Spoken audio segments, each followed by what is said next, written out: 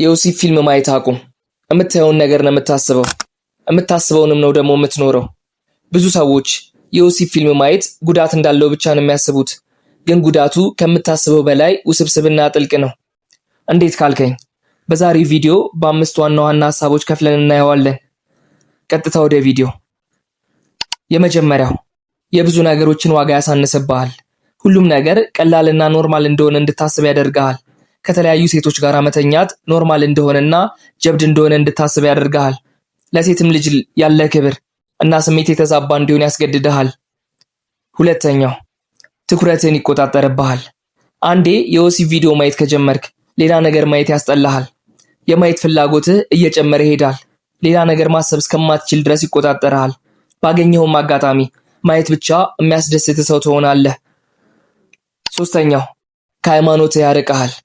የወሲብ ፊልም አይተህ እንደጨረስክ አእምሮ ልክ እንዳልሆነና ኃጢአት እንደሰራህ እንዲሰማ ያደርጋል።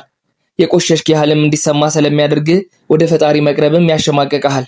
ወደ ቤተ እምነትም ሄደህ እንደ ሰው እንዳትጸልይና እንዳታገለግልም ያደርግሃል። አራተኛ ነገህን ይቀብርብሃል። ወደፊት አግብተህና ወልደህ እንዳትኖር ተስፋ ያስቆርጥሃል። የሴክስ ድራይቭህ እየቀነሰ ስለሚሄድ ሴት መቅረብና ሮማንቲክ ላይፍ ውስጥ መግባት እየከበደ ይሄዳል።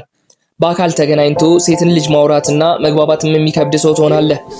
ደጋግመህ በምታየው ነገር እየታጠርክና እየሰነፍክም ትሄዳለህ። አምስተኛ ሰነፍና ልፍስፍስ ያደርግሃል።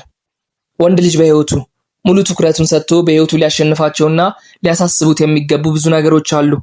ወሲብ ለረጅም ሰዓት መመልከት ግን አእምሮህ እንዲደክምና ሰውነት እንዲዝል በማድረግ ሌላ ነገሮችን እንዳታስብ ያደርግሃል። ንቁ ሆነ ስራ ላይ እንዳትሰራ፣ ህይወትንም እንዳትቀይር ባላሰብከው መንገድ ህይወትን ያበላሽብሃል። እናም ቤተሰቦች የዛሬው ቪዲዮ ይሄንን ይመስላል። አውቃለሁ አጭር እንደሆነ፣ ነገር ግን ቀጣይ እንዴት እናቆማለንና መፍትሄዎቹስ ምንድናቸው በሚል ጉዳይ አዲስ ቪዲዮ ሰራላችኋለሁ። እስከዛው ግን መልካም ጊዜ